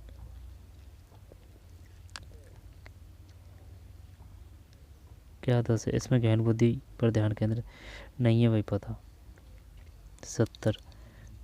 70 में 2। इसमें केवल बाहरी व्यवहार पर ही ध्यान केंद्रित किया जाता है। वैसे व्यवहार, वैसे व्यवहार। अच्छा, डिसलेक्सिया, ये तो ग्राफिया का मतलब है, तो वो तो लिखने से है।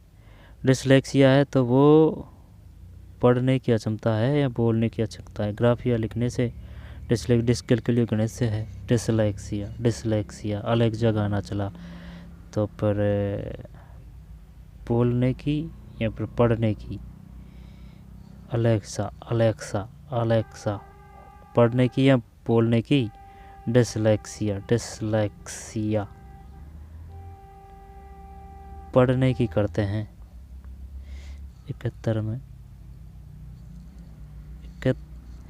71 में 1 कैसे है भाई? डिसलेक्सिया से अभिप्रेरित है। डिसलेक्सिया रेफर टू, डिसलेक्सिया से अभिप्रेत है पढ़ने की अक्षमता, बोलने की अक्षमता।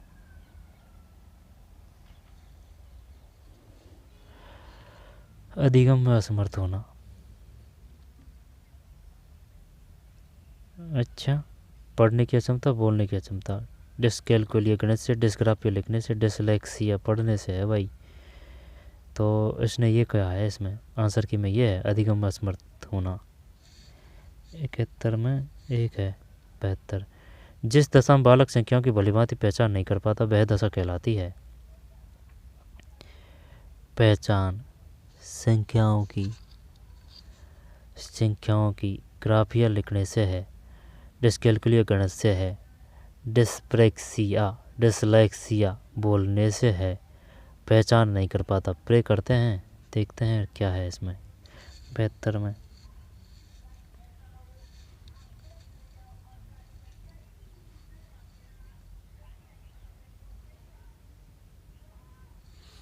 गलत गया भाई ये तो। 72 में 4 कैसे कर रहा है जब ये तो गणित के लिए आता है। जिस दशा बालक संख्याओं की भलीभांति पहचान नहीं कर पाता वह दशा कहलाती है। ग्राफिया लिखने से कोई दिक्कत नहीं है, ये पढ़ने से है ना। पढ़ने में और बोलने में चक्कर ज़रूर पड़ता है। तो डिसलेक्सिया, डिसकैलकुलिया 4 मान रहा है भाई वो तो। संख्याओं की पहचान नहीं, हाँ तो सही तो है। संख्याओं मतलब ये हो जाएगा ना, नंबर आ रहे हैं ना। अरे यार क्या ही क्वेश्चन था। संख्याओं की गणित से है ये, कैलकुलेशन ही तो है। ये 40% है। निःशक्तता का न्यूनतम प्रतिशत 40% है। ये मानसिक स्वास्थ्य के संदर्भ में मेगा से फैली है ना। ये तो सिर बड़ा होना चाहिए, बृहत आकार का सिर, मेगा। तो करते हैं इसमें, ये जो 74 है 2 है। शिक्षा मंत्रालय द्वारा हाल ही में शुभारंभ किए गए मनोदर्पण का क्या प्रयोजन है? मनोदर्पण का प्रबल मानसिक स्वास्थ्य के लिए विद्यार्थियों को मनोवैज्ञानिक सहयोग प्रदान करना। 75 में एक है, प्रबल मानसिक स्वास्थ्य के लिए विद्यार्थियों को मनोवैज्ञानिक सहयोग प्रदान करना। फिर मानसिक स्वास्थ्य परामर्शदाता में क्या गुण होना चाहिए? मानसिक स्वास्थ्य परामर्शदाता में क्या गुण होना चाहिए? मानसिक स्वास्थ्य और परामर्शदाता में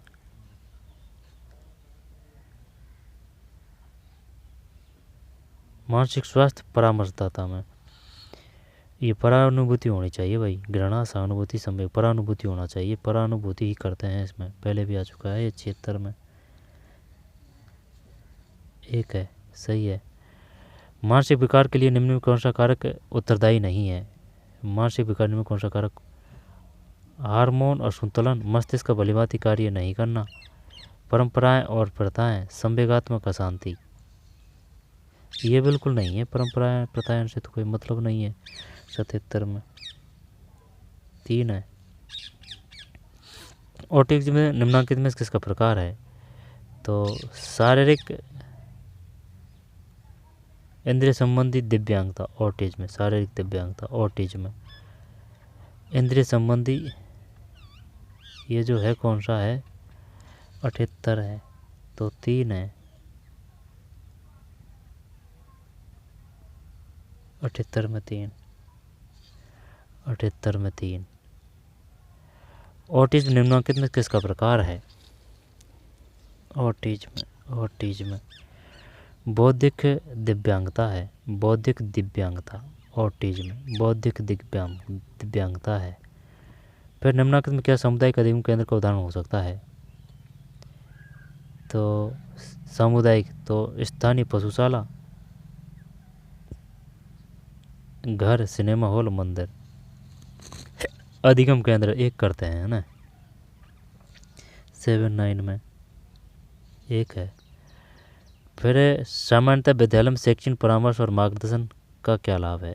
सामान्यतः विद्यालय में शैक्षणिक परामर्श और मार्गदर्शन का क्या लाभ है? इससे स्वस्थ निर्णय लेने के लिए विश्वास में वृद्धि होगी। इससे व्यवसायिक करियर हेतु निर्देश प्राप्त होते हैं। शैक्षणिक उत्कृष्टता, कार्य संबंधित साक्षात्कार की तैयारी। शैक्षणिक परामर्श और मार्गदर्शन का क्या लाभ? इससे स्वस्थ निर्णय लेने के लिए विश्वास में वृद्धि होगी। शैक्षणिक परामर्श और मार्गदर्शन का क्या लाभ? इससे व्यवसायिक करियर हेतु निर्देश प्राप्त होता है। इससे स्वस्थ निर्णय लेने के लिए विश्वास में वृद्धि होगी। परामर्श परामर्श परामर्श परामर्श परामर्श परामर्श परामर्श तो करते हैं भैया ना। 80 में 2 सही है, 2 सही है, तो इसका मतलब 2। इससे स्वस्थ निर्णय लेने के लिए विश्वास में वृद्धि होती है। विद्यालय के सुचारू संचालन के कौन उत्तरदायी होता है? तो ये तो अध्यापक ही है, अध्यापक ही होता है। अध्यापक नहीं, प्राचार्य। 4 में 81 में 4 है। फिर स्कूल में संकट प्रबंधक कौन होना चाहिए? मतलब who should is a crisis manager in school? संकट प्रबंधक कौन होना चाहिए? Crisis manager in school. प्रबंधक अध्यापक, विद्यार्थी, प्राचार्य।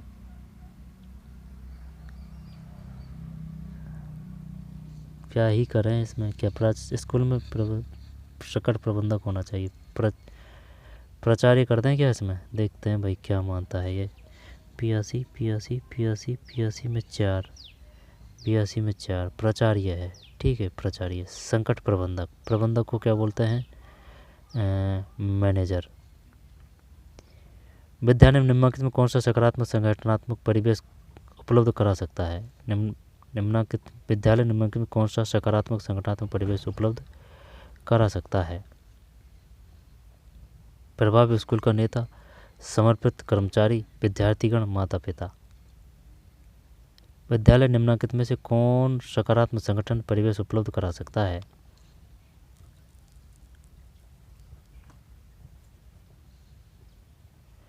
तो प्रभावी स्कूल सकारात्मक संगठनात्मक परिवेश, विद्यालय की बात है ना, ये विद्यालय में प्रभावी स्कूल का नेता, समर्पित कर्मचारी, विद्यार्थीगण नहीं है, माता पिता नहीं है, सकारात्मक संगठन परिवेश उपलब्ध करा सकता है, तो प्रभावी स्कूल का नेता ही करते हैं।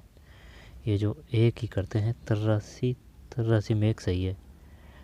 ठीक है, फिर विद्यालय विकास योजना SMC, स्कूल डेवलपमेंट प्लान नहीं, वो अलग है, ये अलग है, ये SDP स्कूल डेवलपमेंट प्लान। विद्यालय विकास योजना का क्या प्रयोजन है? तो इससे विद्यालय की संस्कृति और अधिगम समृद्ध होता है, बेहतर प्रचार, विद्यार्थियों को आकर्षित और अधिक निधियाँ प्राप्त करना। एक करते हैं, 84 में एक सही है। ठीक है, इससे विद्यालय की संस्कृति और अधिगम और अधिक समृद्ध होती है। विद्यालय में समय सारणी का क्या प्रयोजन है? अनुसूची के अनुसार परीक्षाओं का आयोजन, अध्यापक के कार्य को युक्ति संगत बनाना, सभी मामलों में संगठित रहना, समय पर पाठ्यक्रम पूरा करना। समय सारणी का क्या प्रयोजन है? समय सारणी का अनुसूची के अनुसार परीक्षाओं का अध्यापक के कार्य को युक्ति संगत 3 करते हैं। 85 में 4 है, सभी मामलों में संगठित रहना, तो सभी मामलों का मतलब ये सभी सही है। समय पर पाठ्यक्रम पूरा करना, अनुसूची के अनुसार परीक्षाओं का आयोजन, अध्यापक कार्यों को युक्ति संगत बनाना, सही है। ये ना, ये जो था ये इसका इससे संबंध नहीं माना कि शायद ये कोई और है ना। जैसे अगर ये दे देता ना उपयुक्त तीनों, तो फिर अपन कर देते भाई। विद्यालय में अभिभावक अध्यापक संघ PTA की आवश्यकता क्यों पड़ती है? अभिभावक माता पिता विद्यालय के संयुक्त सहयोग के फलस्वरूप अधिगम और चतुर्दिक विकास को बढ़ावा मिलेगा, सही है। तो 86। कक्षा में अध्यापन अधिगम प्रक्रम में कैसे सुधार लाएंगे? कक्षा में अध्यापन अधिगम प्रक्रम में कैसे सुधार लाएंगे? कक्षा में बेहतर और सहयोगी वातावरण, यही करते हैं 3। 86 में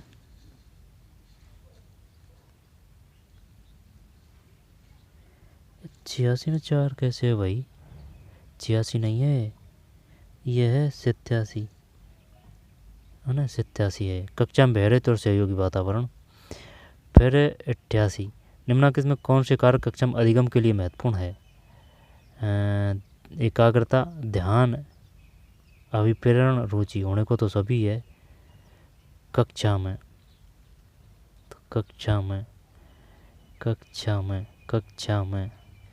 यार, कक्षा में तो क्या ध्यान कर दें, अभिप्रेरण कर दें, मोटिवेशन ही करते हैं भैया ना। पहले इस प्रकार का क्वेश्चन आया था जो गलत हो गया था। 88 में 3 है। ठीक है, मोटिवेशन, इंटरेस्ट, अटेंशन और कॉन्सेंट्रेशन है ना, कॉन्सेंट्रेशन। तो अभिप्रेरण है। अध्यापक किस गुणवत्ता के फलस्वरूप अधिगम में वृद्धि हो? अध्यापक की किस गुणवत्ता के फलस्वरूप अधिगम में वृद्धि होगी? अध्यापक की किस गुणवत्ता के फलस्वरूप अधिगम में वृद्धि होगी? संप्रेषण योग्यता, शारीरिक व्यक्तित्व, अभिप्रेरण योग्यता, मार्गदर्शन की योग्यता। गुणवत्ता के फलस्वरूप अधिगम में वृद्धि होगी। शारीरिक व्यक्तित्व बिल्कुल नहीं। संप्रेषण योग्यता, अधिगम की किस गुणवत्ता के फलस्वरूप अधिगम? संप्रेषण, अभिप्रेरण, मार्गदर्शन। तो एक तो है इंस्पायरिंग एबिलिटी और कम्युनिकेटिंग एबिलिटी। एम्पायरेटिंग एबिलिटी करें, इंस्पायरेटिंग एबिलिटी करें या फिर कम्युनिकेटिंग एबिलिटी करें, एक ही कर दें क्या इसमें?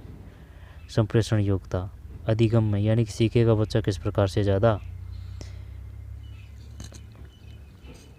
संप्रेषण योग्यता एक देखते हैं, एक करते हैं भाई इसमें। 89 में 3 है भाई। अभिप्रेरण योग्यता है ना, अभिप्रेरण ही है। कोई बात नहीं, आगे चलते हैं। अध्यापकों की योग्यता के संबंध में निर्णय लेने के लिए सक्षम प्राधिकरण निम्नलिखित में से क्या है? अध्यापकों की योग्यता के संबंध में निर्णय लेने के लिए सक्षम प्राधिकारी या प्राधिकरण निम्नलिखित में क्या है? तो फिर देखते हैं। अध्यापकों की योग्यता के संबंध में राष्ट्रीय अध्यापक शिक्षा परिषद, केंद्रीय माध्यमिक शिक्षा बोर्ड, विश्वविद्यालय अनुदान आयोग, केंद्रीय शैक्षिक प्रौद्योगिकी संस्थान। अध्यापकों की योग्यता के संबंध में निर्णय लेने की सक्षम प्राधिकारी कौन सा है? राष्ट्रीय अध्यापक परिषद, NCT कर दें क्या? National council for teacher education. 90 में 1 है, ठीक है। राष्ट्रीय अध्यापक शिक्षा परिषद, राष्ट्रीय अध्यापक शिक्षा परिषद की शॉर्टकट क्या है?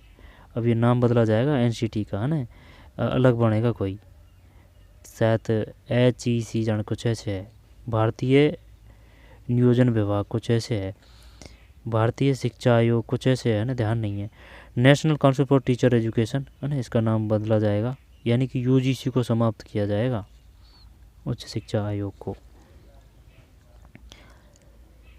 Central board of secondary education CBSC, UGC university grant commission, UGC university grant commission, central institute of education technology CIET।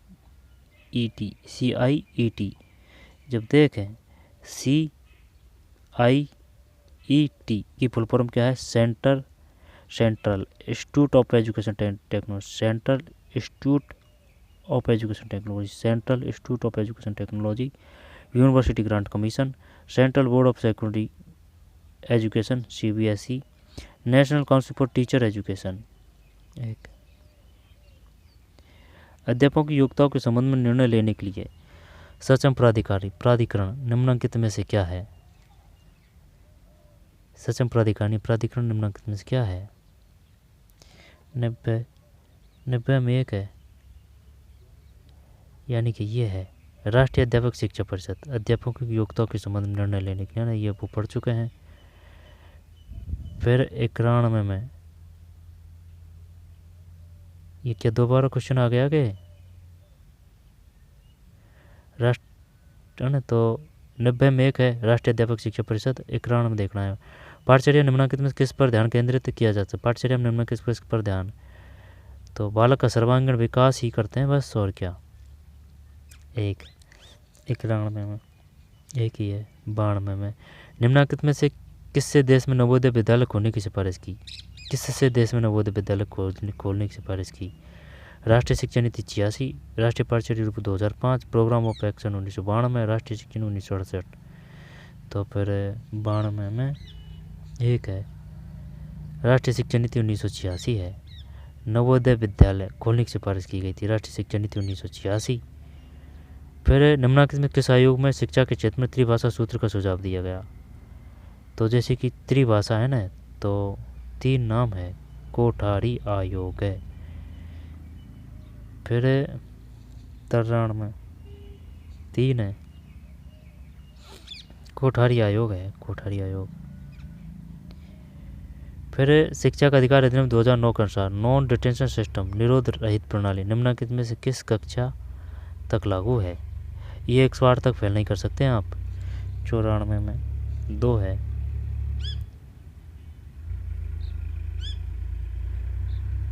कक्षा अधिकार अधिनियम 2009 के अनुसार नॉन डिटेंशन सिस्टम निरोध रहित प्रणाली निम्नलिखित में किस कक्षा तक लागू है?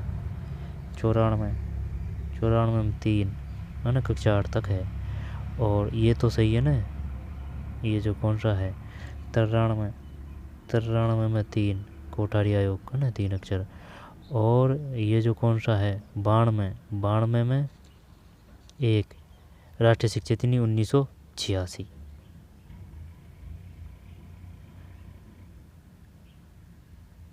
निम्नलिखित किस राष्ट्रीय नीति का अंक के स्थान पर ग्रेड के प्रयोग की संस्तुति की गई है? 20 है।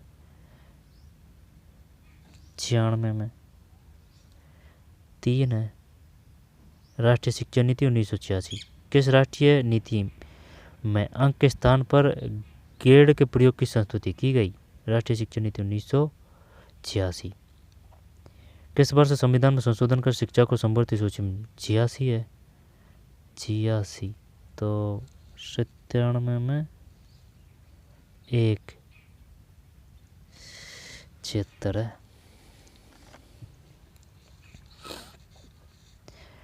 ये कब हुआ था भाई? 1976 का। ये हुआ था कौन सा है ये, है ना? ये कौन सा है? 1976 में कब हुआ था? तो 1976 में हुआ था, ये है समवर्ती सूची में शामिल किया गया है 1976 में। जब ये कौन सा है? ये 76 में। तो 4 + 2 यानी कि ये 42वां संशोधन तो नहीं है। किस वर्ष संविधान संशोधन कर शिक्षा को समवर्ती सूची में शामिल किया गया? यानी कि 6। तो 6 और 4 यानी कि 4 और 2 जोड़ेंगे ना, जब 6 होगा तो 4 और 2 तो यानी कि 42वां। तो 1976 संशोधन 1976 है ना? 42 में 1976 है। 86 की बात है तो वो कौन सा आ जाएगा? 1 है इसमें। 97 में 1 है। 1976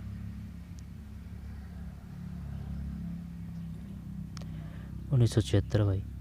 राष्ट्रीय शिक्षा नीति 2020 का विजन है 14 वर्ष की आयु तक निःशुल्क। अब ये जो विकलांग है ना, यानी कि जो दिव्यांग है, ठीक है, सॉरी, दिव्यांग है वो सरकार, पहले उनको विकलांग कहा जाता था, लेकिन सरकार ने अब सबके लिए है ना तो दिव्यांग कहा जाएगा, है ना? तो वो है ना, तो उनके लिए वो है 6 से 18 है, और जो नॉर्मल है उनके लिए है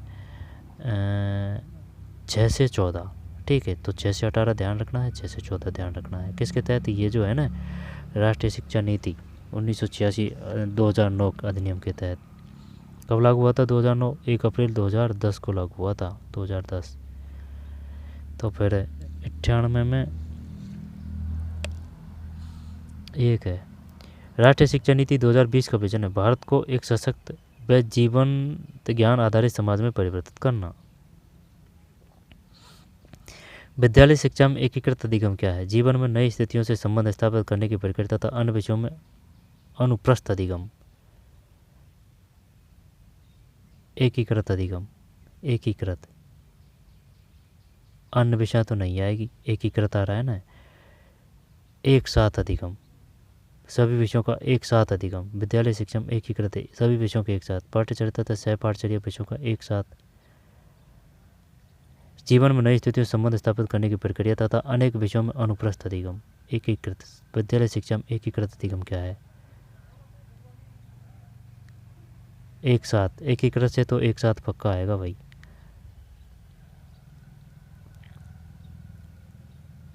एक साथ, या फिर 2 करें या 3 करें? सभी विषयों का एक साथ अधिगम, 3 करते हैं। 99 में 1 है। जीवन में नई स्थितियों से संबंध स्थापित करने की प्रक्रिया तथा अन्य विषयों से अनुप्रस्थ अधिगम। वो तो लग तो सही रहा है, लेकिन क्या पता मैंने क्या मान ले। रूसो ने निम्नलिखित किसे सहचरित कहा है? रूसो 2 है। प्रकृतिवाद, ठीक है, प्रकृतिवाद। रूसो ने निम्नलिखित किसे सहचरित कहा है? प्रकृतिवाद, ठीक है। तो चलिए, सभ्यता बदल गई, पूरा युग पलट गया, शासन और राज्य बदल गए, अनेक कच्चे घर पक्कों में परिणत हो गए, कहीं कहीं बिजली से चलने वाले नलकूप और खेत कार्यों में रौंदते चिंगाड़ते ट्रैक्टर भी दिखाई देते हैं।